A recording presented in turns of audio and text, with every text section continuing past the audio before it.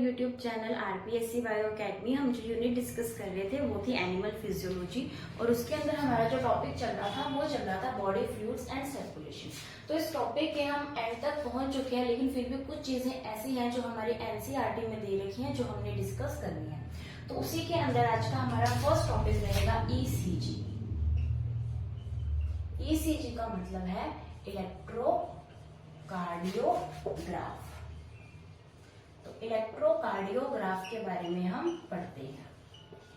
सबसे पहले हम ये देखते हैं कि क्या होता है इलेक्ट्रोकार्डियोग्राफ। तो अगर हम इसको एक लाइन में रिप्रेजेंट करें तो ये हो सकता है ग्राफिकल रिप्रेजेंटेशन। क्या है ये? ग्राफ के रूप में हम किसी चीज को रिप्रेजेंट कर रहे हैं ऑफ कार्डियक साइकिल। यानी हमने जो कार्डियक साइकिल पढ़ा था परसों वाली क्लास के अंदर, उस क्लास के अंदर हमने जो कार्डियक साइकिल पढ़ा था, उस कार्डियक साइकिल का आज हम क्या करने वाले हैं? ग्राफिकल रिप्रेजेंटेशन करने वाले हैं, और इसी को क्या बोला जाता है? इलेक्ट्रोकार्डियोग्राफ। अगर हम इसको हमारी नॉर्मल लाइफ से रिलेट करके कहें तो जब भी हमारे कोई यहाँ पर कोई बीमार हो जाता है, हम उसको आईसीयू में लेकर जाते हैं, तो हम देखते हैं कि उस आईसीयू के अंदर उसकी जो बेड होता है उसके पास एक इस तरीके की मशीन पड़ी होती है, और उसके अंदर इस तरीके की ऐसे करके लाइन्स हमें दिखाई देती है, और हमें बोला जाता है कि जब ये लाइन बिल्कुल स्ट्रेट हो जाए इट मीन्स कि जो पेशेंट है वो डेड हो चुका है। तो ये जो हमारे सामने ये जो ग्राफ आता है, इसी ग्राफ को क्या बोला जाता है? इलेक्ट्रोकार्डियोग्राफ। ये क्या है? ये एक हमारे जो बॉडी के अंदर हार्ट का जो कार्डियक साइकिल चल रहा है, उस कार्डियक साइकिल का क्या है? ये ग्राफिकल रिप्रेजेंटेशन है।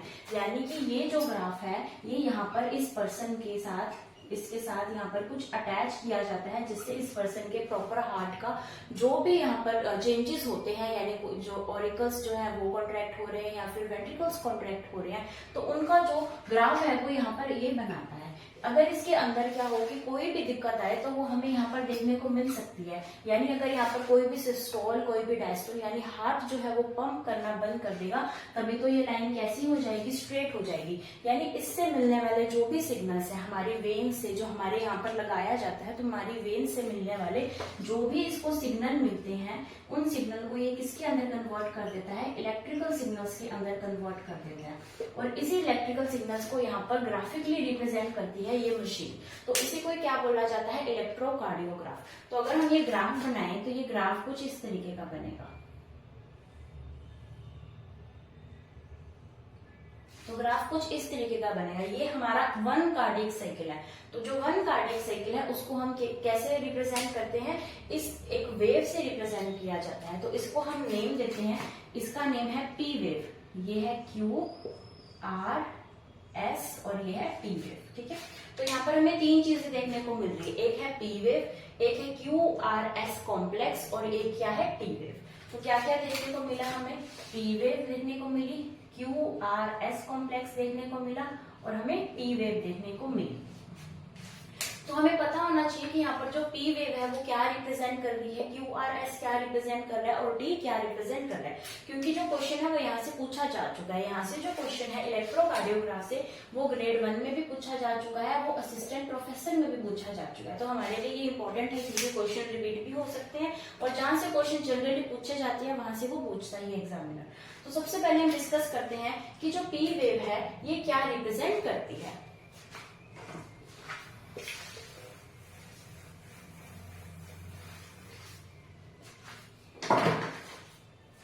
तो अगर हम बात करें पी वेव की, तो पी वेव दिखाता है हमें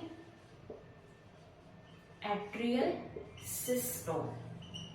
यानी यहाँ पर क्या हो रहे हैं? यहाँ पर जो हमारा ऑरिकल्स हैं, जो ऑरिकल्स हैं वहां उसके अंदर क्या हो रहा है? सिस्टोलिक फेज में, यानी कॉन्ट्रैक्शन हो रहा है। ऑरिकल्स का कॉन्ट्रैक्शन हो रहा है, और ऑरिकल की कॉन्ट्रैक्शन होने का मतलब है कि जो ब्लड है वो ऑरिकल से कहाँ जा रहा है? वेंट्रिकल्स में। ब्लड ऑरिकल से वेंट्रिकल में जब जाता है तो कौन से वॉल्स बंद होते हैं? Semi lunar walls. यानी सेमी लूनर वॉल्स बंद हैं ब्लड के अंदर। ब्लड ऑरिकल से वेंट्रिकल्स के अंदर जा रहा है, और एट्रियल सिस्टोल हमें देखने को मिल रहा है, और इसे क्या बोला जाता है? एट्रियल सिस्टोल या फिर एट्रियल डीपोलराइजेशन। तो दोनों ही चीजें यहाँ पर आ सकती हैं। हमारे एनसीईआरटी में ये वर्ड्स यूज किया हुआ है और उसको हाईलाइट भी किया हुआ है, तो हमारे लिए ये वर्ड ज्यादा इंपॉर्टेंट यहाँ पर हो जाता है। ठीक है, तो पी वेव ने क्या दिखाया, यहाँ पर क्या हो रहा है, यहाँ पर हमारे ऑरिकल्स क्या हो रहे हैं, कॉन्ट्रैक्ट हो रहे हैं। ब्लड जो है वो ऑरिकल से कहाँ जा रहा है, वेंट्रिकल्स के पास जा रहा है। सेमी लूनर वॉल्स यहाँ पर क्या है, क्लोज है।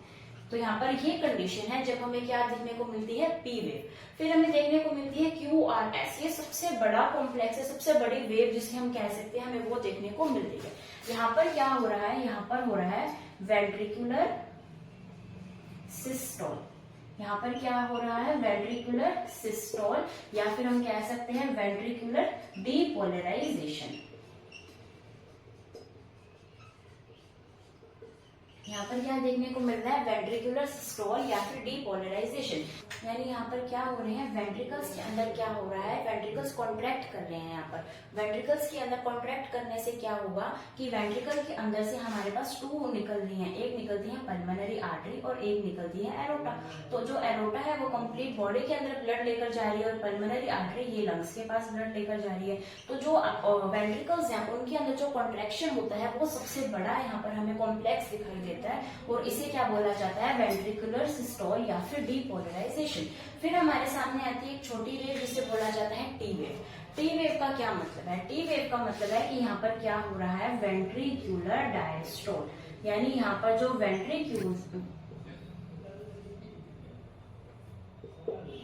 यानी यहाँ पर जो वेंट्रिकल्स हैं, ये जो वेंट्रिकल्स हैं ये अब क्या कर रहे हैं, रिलैक्स कर रहे हैं। या वेंट्रिकल्स जो रिलैक्स करेंगे तो ब्लड कहाँ आएगा, वापस वेंट्रिकल्स के अंदर आना शुरू हो जाएगा। तो अब जो ब्लड है वो वेंट्रिकल्स को डायस्टोल कर रहे हैं, या फिर हम इसे क्या बोल सकते हैं, रीपोलराइजेशन। यानी अब यहाँ पर हम कहाँ पहुंच गए हैं कि वेंट्रिकल्स यहाँ पर क्या कर रहे हैं, रिलैक्स कर रहे हैं। वेंट्रिकल्स के रिलैक्स करने का मतलब है कि ब्लड यहाँ पर कहाँ पर आ रहा है, वेंट्रिकल्स के पास जो है वो ब्लड यहाँ पर आ रहा है। वापस से यही फेज जो है वो बनती जा रही है। तो वापस से यही फेज बनती जा रही है। वापस से क्यू के बाद कौन सी वेव आएगी, पी वेव। और यहाँ पर ऑरिकल से ब्लड कहाँ जाएगा, वेंट्रिकल के पास। तो वेंट्रिकल्स रिलैक्स हो रहे हैं, यहाँ पर ब्लड जो है वो आना स्टार्ट हो चुका है। और इसे क्या बोला जाता है, इसे बोला जाता है ईसीजी। यानी हमने क्या कर दी, ग्राफिकल रिप्रेजेंटेशन कर दी।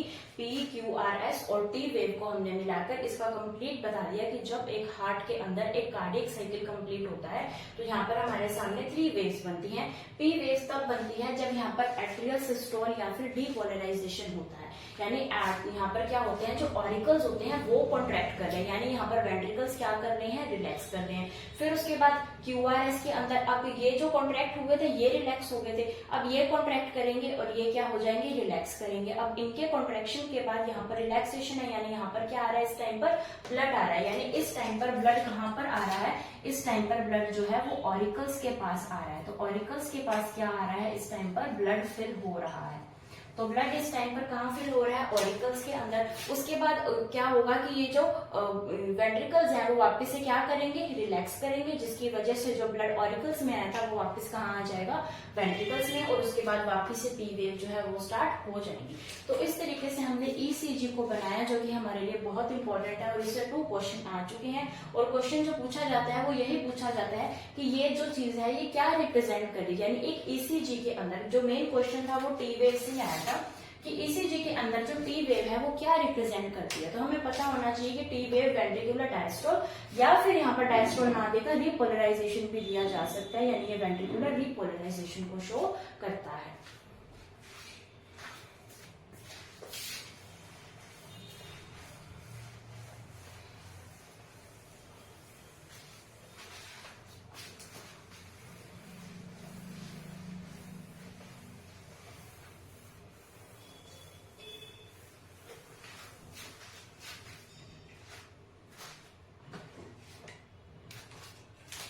अभी हम डिस्कस करते हैं पोर्टल सिस्टम के बारे में।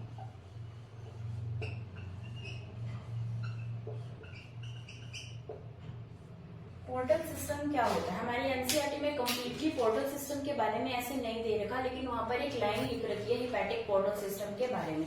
तो हम बिल्कुल सरफेस से थोड़ी सी नॉलेज लेंगे, क्योंकि पोर्टल सिस्टम जो है वो हमारे इम्यून सिस्टम से भी रिलेटेड है। यानी जब हम इम्यूनिटी पढ़ेंगे तब भी हम पढ़ने वाले हैं। थोड़ा सा सर्कुलेटरी सिस्टम से भी रिलेटेड है, तो हम उसके अंदर भी पढ़ने वाले हैं। ठीक है, तो अगर हम बात करें पोर्टल सिस्टम की, तो हमारे अंदर यानी ऑर्गेनिज्म के अंदर 3 तरीके का पोर्टल सिस्टम पाया जाता है। सबसे पहला आता है रीनल पोर्टल सिस्टम, फिर आता है hepatic portal system,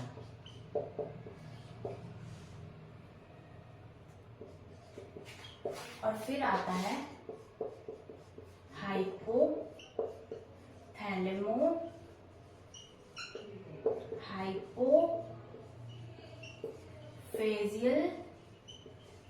portal system. तो ये इतने बड़े बड़े नाम हैं, लेकिन ये कॉन्सेप्ट बहुत ही इजी है।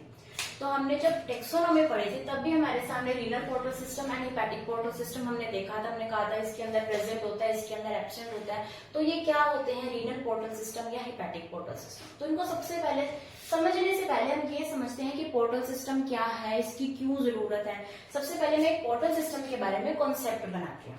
तो अगर हम इस पोर्टल सिस्टम को समझें तो यहाँ पर हमारे पास क्या आ रही है, एक आर्टरी आ रही है, और आर्टरी के बाद हमारा जो ब्लड है ये सारा यहाँ पर किसके पास जाएगा, सारे टिश्यूज के पास जाएगा, सारे ऑर्गन्स के पास जाएगा, सारे सेल्स के पास जाएगा। और यहाँ से क्या निकल रही है, इन सभी टिश्यूज, सेल्स या ऑर्गन से क्या निकल रही है, हमारे पास वेन निकल रही है, जो कि डीऑक्सीजनेटेड ब्लड को हमारे हार्ट के पास लेकर जाती है।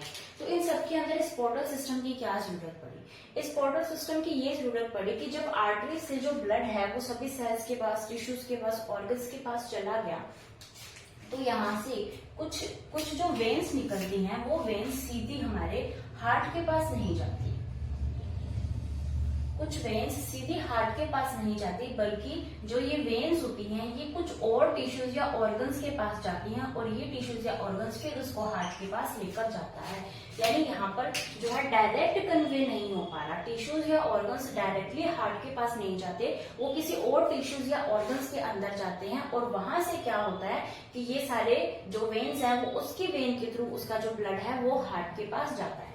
तो अगर हम बात करें रीनल पोर्टल सिस्टम की, यानी यहाँ पर जो वेन निकलने वाली है, यानी कि कुछ टिश्यूज, कुछ ऑर्गन्स, कुछ सेल से जो वेन्स निकलती हैं वो क्या करती हैं, वो रीनल यानी किडनी के पास जाती है।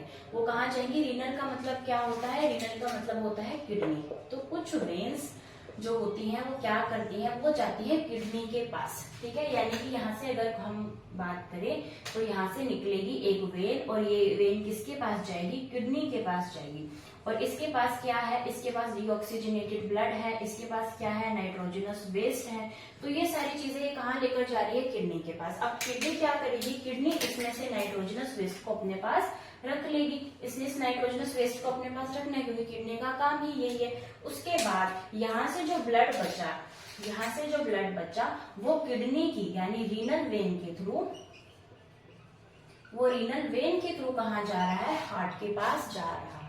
तो कुछ एनिमल्स के अंदर, ज्यादातर वर्टिब्रेट्स के अंदर हमें ये देखने को मिलता है कि क्या होता है कि जो कुछ ऑर्गन्स हैं वो ऑर्गन्स डायरेक्टली अपना जो ब्लड है वो हार्ट के अंदर ना पहुंचाकर पहले किसके पास ब्लड लेकर जाते हैं, किडनी के पास, और किडनी उसमें से नाइट्रोजनस वेस्ट को निकालकर बाकी का ब्लड अपनी वेन के साथ लेकर जाते हैं। यानी जो ब्लड सिर्फ किडनी का नहीं था, बाहर से आया था, किडनी अपने ब्लड के साथ उनका ब्लड भी लेकर जाती है रीनल वेन के थ्रू हार्ट के पास। तो ये कौन सा सिस्टम बन गया, रीनल पोर्टल सिस्टम। तो उसी की तरीके से यहाँ पर कौन सा सिस्टम है, हिपैटिक पोर्टल सिस्टम। यानी अगर मैं यहाँ पर किडनी की जगह क्या लिख दूं, हार्ट लिख दूं, अगर किडनी की जगह यहाँ पर क्या लिख दूं, लीवर लिख दूं, किडनी की जगह अगर मैं लीवर लिख दूं तो यहाँ पर कौन सी वेन आ जाएगी, हिपैटिक वेन आ जाएगी। यानी हमारी बॉडी के कुछ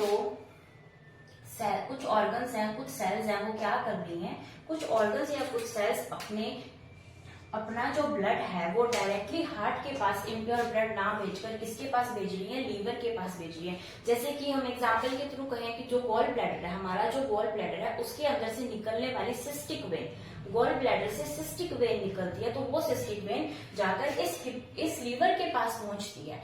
उसी तरीके से हमारे जो डियोडेनम है, हमारी जो इलियम है, हमारी स्मॉल इंटेस्टाइन है, उसकी जो वेन्स हैं वो सीधा हार्ट में नहीं जाती, उसकी वेन्स कहाँ खुलती हैं, लीवर के अंदर खुलती हैं। और लीवर से जाने वाली जो हिपैटिक वेन है, वो हिपैटिक वेन इन सबका ब्लड कहाँ पहुंचाती है, हार्ट के पास। तो ये कैसा सिस्टम हो गया, हिपैटिक पोर्टल सिस्टम हो गया।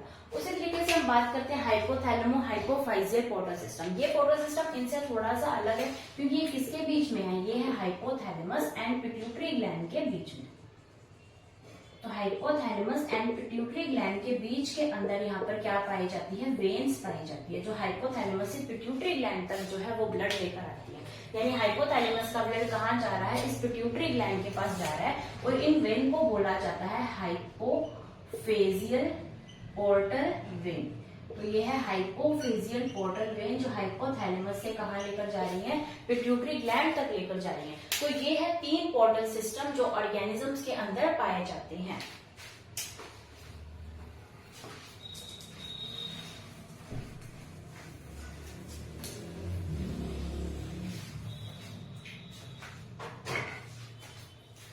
बात करें कि रीनल पोर्टल सिस्टम किस किस के अंदर प्रेजेंट होता है, तो अगर रीनल पोर्टल सिस्टम की बात करें तो ये हमारे मैमल्स के अंदर जो है वो एब्सेंट होता है, चाहे यूथेरियंस हैं चाहे प्रोथेरियंस हैं, उन सब के अंदर क्या होता है, मैमल्स के अंदर एब्सेंट होता है। यानी अगर मैं कहूँ कि क्या ये पाइसेस के अंदर प्रेजेंट होगा तो बिल्कुल होगा, क्या ये एम्फीबिया के अंदर प्रेजेंट होगा तो बिल्कुल होगा। ठीक है, तो ये बाकी सबके अंदर प्रेजेंट होता है, एक मैमल्स के अंदर रीनल पोर्टल सिस्टम जो है वो एब्सेंट होता है। उसके बाद अगर हम बात करें हिपैटिक पोर्टल सिस्टम की, तो hepatic portal system all vertebrates के अंदर प्रेजेंट होता है, यानी Pisces, amphibians, reptiles, aves, mammals सबके अंदर जो है ये होता है। उसके बाद अगर हम बात करें कि ये सबसे ज्यादा डेवलप्ड किसमें होगा, तो ये सबसे ज्यादा डेवलप्ड होता है मैमल्स में। तो मैमल्स में ये वेल डेवलप्ड हमें देखने को मिलता है। ठीक है, तो अगर पूछा जाए कि एक क्वेश्चन आया था हमारे फर्स्ट ग्रेड के अंदर, क्वेश्चन ये था कि रैबिट के अंदर इनमें से कौन सी ऐसी चीज है जो एब्सेंट नहीं है, यानी ऑप्शंस दे रखे थे, इन ऑप्शंस में से ऐसी कौन सी चीज है जो एब्सेंट नहीं है, यानी क्या है, प्रेजेंट है। और उसके अंदर जो है ऑप्शन के अंदर जो दे रखा था रीनल पोर्टल सिस्टम, उसके ऑप्शन में क्या दे रखा था, रीनल पोर्टल सिस्टम दे रखा था। तो हमें पता है कि जो रीनल पोर्टल सिस्टम है वो इसके अंदर क्या है, प्रेजेंट नहीं है, तो ये क्या है, ये है एब्सेंट। तो रीनल पोर्टल सिस्टम इसके अंदर क्या है, एब्सेंट है। और उसके बाद यहाँ पर दे रखा था हिपैटिक पोर्टल सिस्टम, क्या दे रखा था, हिपैटिक पोर्टल सिस्टम, यानी हिपैटिक पोर्टल सिस्टम इसके अंदर क्या है, प्रेजेंट है। तो इसका आंसर क्या हो जाएगा, हिपैटिक पोर्टल सिस्टम, क्योंकि हिपैटिक पोर्टल सिस्टम इसके अंदर क्या है, एब्सेंट नहीं है। रैबिट क्या होता है, रैबिट एक मैमल ही होता है, और ये क्वेश्चन ग्रेड 1 के अंदर आ चुका है। अब हम इसको चाहे तो मान सकते हैं कि ये क्वेश्चन हमारे रैबिट से पूछा गया है, चाहे तो हम ये मान सकते हैं कि ये क्वेश्चन जो है सर्कुलेटरी सिस्टम से रिलेटेड है, चाहे तो हम ये भी मान सकते हैं कि ये क्वेश्चन टेक्सोनॉमी से रिलेटेड है ना। तो क्वेश्चन तो इस तरीके के ही आते हैं कि जैसे रैबिट पूछ लिया, अगर रैबिट की जगह यहाँ पर मैमल्स पूछ लिया जाता तो हम कहते हैं कि ये तो टेक्सोनॉमी से क्वेश्चन आया है। तो उसी तरीके से क्वेश्चन तो वही होते हैं, क्योंकि रैबिट क्या है, रैबिट एक मैमल है, और मैमल के अंदर रीनल पोर्टल सिस्टम जो है वो एब्सेंट होता है, लेकिन हिपैटिक पोर्टल सिस्टम यहाँ पर हमें देखने को मिलता है। और अगर मैं बात करूँ फ्रॉग भी तो हमारे जो है सिलेबस के अंदर है, तो फ्रॉग किसके अंदर आता है, एम्फीबिया में। तो फ्रॉग के अंदर रीनल पोर्टल सिस्टम भी प्रेजेंट होगा और हिपैटिक पोर्टल सिस्टम भी प्रेजेंट होगा। तो इसी के साथ हमने एकदम बिल्कुल ऊपर सुपरफिशियल तरीके से हमने नॉलेज ली है किसके बारे में, पोर्टल सिस्टम के बारे में। हमारी जो एनसीईआरटी उसके अंदर सिर्फ हिपैटिक पोर्टल सिस्टम के बारे में 2 लाइन दे रखी है, लेकिन फिर भी अगर उससे भी थोड़ा डीप जाए तो हमारा यहाँ से कवर हो जाएगा। इससे डीप क्वेश्चन आने की चांसेस नहीं है कि 3 तरीके के पोर्टल सिस्टम जो है वो ऑर्गेनिजम्स के अंदर पाए जाते हैं, और ये क्यों पाए जाते हैं, इनका क्या काम है, हमने वो चीज भी डिस्कस कर ली।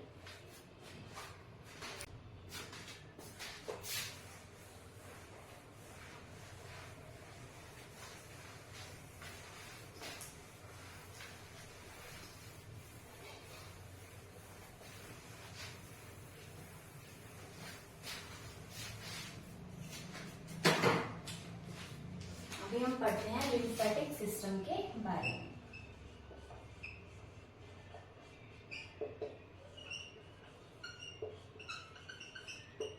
क्या होता है लिम्फेटिक सिस्टम, हम अभी इसके बारे में डिस्कस करते हैं, और क्या ये सर्कुलेटरी सिस्टम का ही पार्ट है या फिर ये एक अलग पार्ट है। तो सबसे पहले हम समझते हैं कि लिम्फेटिक सिस्टम क्या है। हमने कहा कि यहाँ से क्या आती है, एक आर्टरी आएगी, क्या आती है, एक आर्टरी, और यहाँ से क्या आ जाती है, एक वेन। तो आर्टरी जो है वो ब्लड को लेकर आती है हार्ट से, कहाँ पर, टिश्यूज तक लेकर जाती है, और वेन जो है वो इन टिश्यूज के अंदर से जो है ब्लड को लेकर जाती है वापस हार्ट के पास। और इन दोनों के बीच में क्या प्रेजेंट होती है, ब्लड कैपिलरीज प्रेजेंट होती हैं, जो कि थिन वॉल्ड होती हैं, जो कि एक्सचेंज करती हैं ब्लड का, किसके साथ, यहाँ पर जो प्रेजेंट है टिश्यूज उनके साथ। अब यहाँ से अगर 100% ब्लड आ रहा है, यानी हम कहें अगर 100 ml ब्लड यहाँ से आ रहा है, अगर 100 ml ब्लड एक आर्टरी लेकर आ रही है, तो जो वेन है वो उसका 90 ml ही वापस लेकर जाती है। यानी टिश्यू से उसने वापस ब्लड लेना भी तो है, टिश्यूज तक ब्लड दे दिया और टिश्यू से ब्लड वापस भी तो लेना है। तो इन टिश्यूज, इन सेल से जब वो ब्लड वापस लेती है वेन, तो वो 90 ml तक ले पाती है। अगर हम एक 100 ml ब्लड को मानकर चले तो यानी जो 10 ml ब्लड है वो कहाँ रह गया, वो इन टिश्यूज के अंदर रह गया। इन सेल्स के अंदर कितना ब्लड रह गया, ये 10 ml blood in cells, in tissues के अंदर रह गया। अब इन सेल्स या टिश्यूज के अंदर ये जो 10 ml ब्लड है, ये 10 ml ब्लड को कहाँ तक पहुंचाना है, हमने हार्ट तक पहुंचाना है। क्योंकि जो वेन है 90 ml ब्लड तो वेन पहुंचा देगी, लेकिन ये 10 ml ब्लड कौन पहुंचाएगा, तो 10 ml ब्लड पहुंच जाएगा उसके पास लिम्फेटिक सिस्टम के द्वारा। यानी यहाँ पर जो ब्लड छना हुआ यहाँ पर पड़ा है, यहाँ से क्या जाएगी, यहाँ से जाएगी एक वेन कह लो, या फिर हम पहले स्टार्टिंग से स्टार्ट करते हैं कि यहाँ पर सब क्या प्रेजेंट होती है, यहाँ पर प्रेजेंट होती है लिम्फेटिक कैपिलरी। तो यहाँ पर एक लिम्फेटिक कैपिलरी प्रेजेंट होती है, और ये लिम्फेटिक कैपिलरी यहाँ से क्या होती है, बंद होती है, यहाँ से इसके साथ अटैच नहीं होती, यहाँ पर क्या होती है, बंद होती है। और जो यहाँ पर एक्सेस के अंदर जो हमारा ब्लड रह चुका है उसको हम ब्लड नहीं बोलेंगे, अब यहाँ पर क्या रह चुका है, अब यहाँ पर रह चुका है लिम्फ। तो ये जो लिम्फ है, ये क्या है, लिम्फ। ये लिम्फ जो है, ये लिम्फ चला जाएगा इसके अंदर, किसके अंदर, ब्लड कैपिलरी के अंदर। और ब्लड कैपिलरीज इकट्ठे होकर क्या बनाएंगी, ये बनाएंगी लिम्फेटिक वेसल्स। तो ये इकट्ठे होकर क्या बनाएंगे, लिम्फेटिक वेसल्स, और लिम्फेटिक वेसल्स इकट्ठे होकर क्या बनाएंगी, लिम्फेटिक डक्ट्स। और लिम्फेटिक डक्ट्स जो है वो आगे जाके किसके अंदर मिल जाएगी, इस वेन के अंदर। और कौन सी वेन के अंदर मिलती है, सब क्लेवियन वेन के अंदर।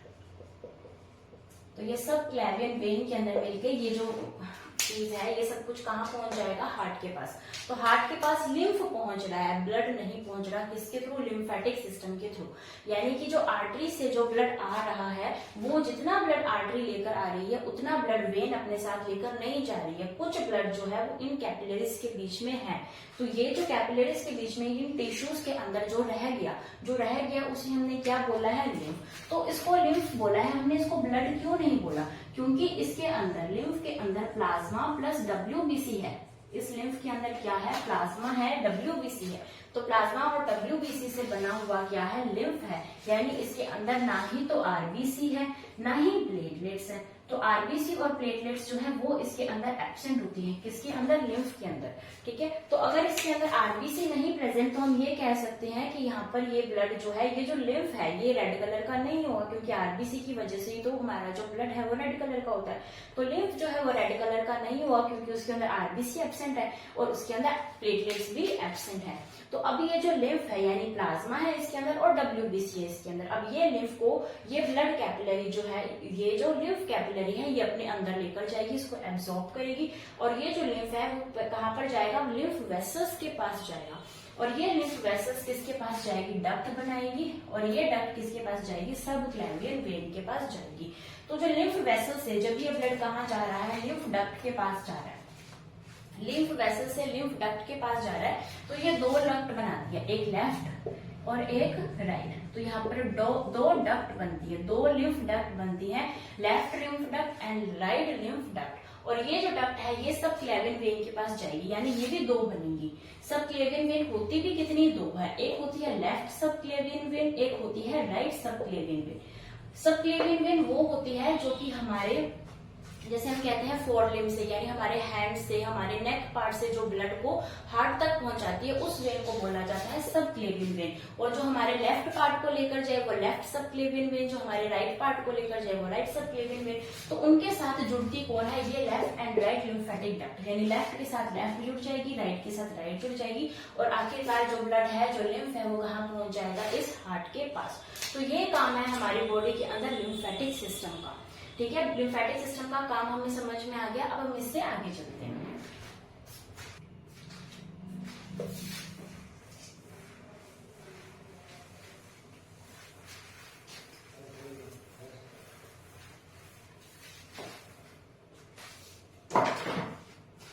तो लिम्फेटिक सिस्टम के अंदर कैपिलरीज भी होती हैं, हमने देखा वेसल्स भी होती हैं, तो कैपिलरीज भी होती हैं, यहाँ पर हमें वेसल्स भी देखने को मिलती हैं। उसके बाद यहाँ पर डक्ट्स भी होती हैं, लेकिन यहाँ पर क्या प्रेजेंट होती हैं, लिम्फ नोड्स भी प्रेजेंट होते हैं। तो लिम्फेटिक सिस्टम के अंदर लिम्फ नोड्स भी प्रेजेंट होते हैं। हमें देखा कि लिम्फ के अंदर क्या प्रेजेंट है, लिम्फ के अंदर प्रेजेंट है प्लाज्मा प्लस डब्ल्यूबीसी। तो यानी ये कौन सा काम करेगा, तो ये जो लिम्फ है या लिम्फ नोड्स हैं, इनका काम क्या है, डब्ल्यूबीसी से रिलेटेड। तो अगर हम बात करें डब्ल्यूबीसी, तो डब्ल्यूबीसी के अंदर भी यहाँ पर क्या हमें देखने को मिलती है, लिम्फोसाइट्स। और लिम्फोसाइट्स दो तरीके की होती हैं, एक तो होती है बी लिम्फोसाइट और एक होती है टी लिम्फोसाइट। तो बी लिम्फोसाइट से यहाँ पर क्या बनती है, एंटीबॉडीज बनती है। तो एंटीबॉडीज की फॉर्मेशन जो है वो लिम्फ नोड्स के अंदर होती है। एंटीबॉडीज की फॉर्मेशन कहाँ होती है, लिम्फ नोड्स के अंदर भी होती है। उसके अलावा यहाँ पर क्या बनती है, उसके अलावा यहाँ पर सेल मीडिएटेड इम्यूनिटी भी ये हमारे बॉडी को प्रोवाइड करवाता है।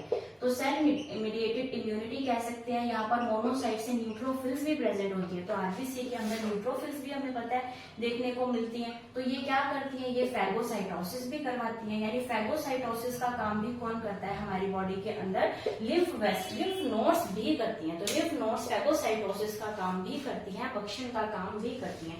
तो अगर हम बात करें कि जो लिम्फ नोड्स हैं वो कौन कौन से हो सकते हैं, जैसे कि हमारा थाइमस है, जैसे कि स्प्लीन है, जैसे कि पेयर्स पैचेस हैं, जैसे कि टॉन्सिल्स हैं। तो ये सारे क्या हैं, ये सारे लिम्फ नोड्स हैं जो कि हमारी बॉडी के अंदर डिफरेंट पार्ट्स के अंदर प्रेजेंट होते हैं। सारे लिम्फोइड नोड्स हैं, लिम्फ नोड्स हैं जो हमारी बॉडी के डिफरेंट पार्ट्स के अंदर प्रेजेंट होते हैं। और हमें क्या प्रोवाइड करवा रहे हैं, हमें इम्यूनिटी प्रोवाइड करवा रहे हैं। तो हमें देखने को मिल रहा है कि इसका काम जो है वो इम्यूनिटी के अंदर भी है। तो हम इसको, इस लिम्फ नोड्स के एक एक पार्ट को जब हम इम्यूनिटी चैप्टर पढ़ेंगे तो उसके अंदर हम इसको बहुत ही अच्छे से पढ़ने वाले हैं, एक एक को खोल कर पढ़ेंगे। लेकिन यहाँ पर हमारा ये थोड़ा सा सर्कुलेटरी सिस्टम से भी रिलेटेड था, इसलिए हमने इसके बारे में थोड़ा सा पढ़ा है। तो जो कल का लेक्चर होगा वो हमारा सर्कुलेटरी सिस्टम का लास्ट लेक्चर होगा। हम इससे रिलेटेड डिसऑर्डर्स पढ़ेंगे, उसके अलावा कल हम ब्लड क्लॉटिंग के बारे में भी पढ़ेंगे। तब तक आप वीडियो को लाइक कीजिए, शेयर कीजिए, हमारे चैनल को सब्सक्राइब कीजिए और हमारे टेलीग्राम चैनल को जरूर फॉलो कीजिए। Thank you.